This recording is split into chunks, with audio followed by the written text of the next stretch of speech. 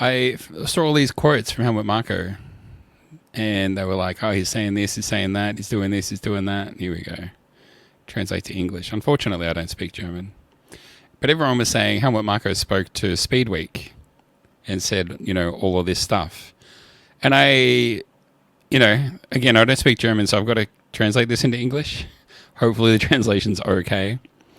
But I was like, well, look, if he spoke to Speed Week, let's get it straight from the source. This is actually Dr. Helmut Marko. He wrote this, which I think means he gave them the quotes and they just printed it. So anyway, the bit that I wanted to get to involved this part down here.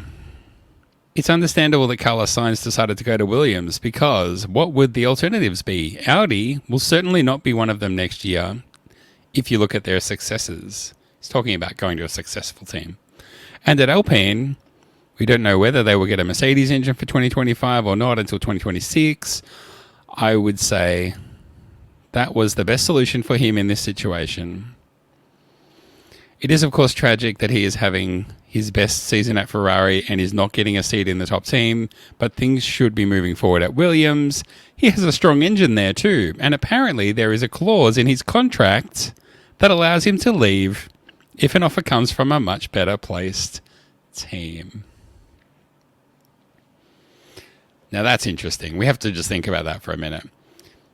There were rumors that Carlos Sainz might sign a contract with a team if there was an exit clause after either immediately or after 1 year, if a better team like Mercedes, Red Bull, whoever came knocking and said, hey, we want you.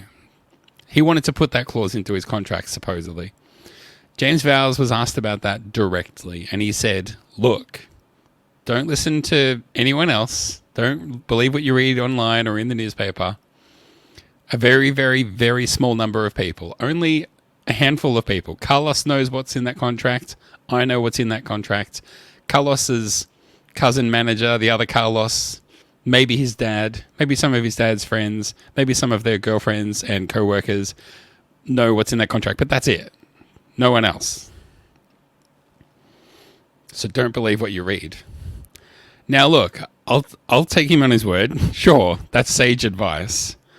But when Helmut Marko is so specific, there is a clause in his contract that allows him to leave if an offer comes from a much better placed team. That's very carefully worded.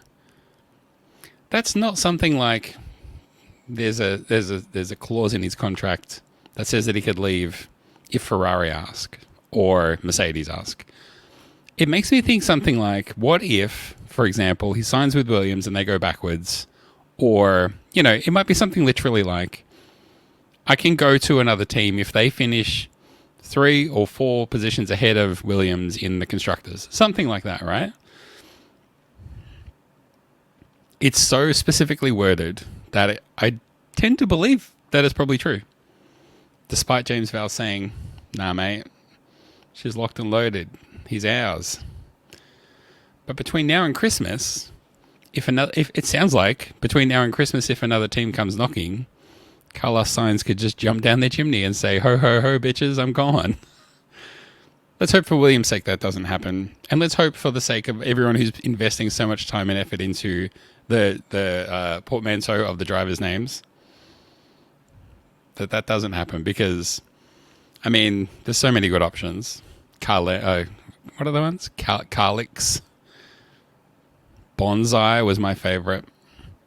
Albon, Carlos Sainz, Bonsai. Carlos Sainz is coming to town. Carlos Sainz is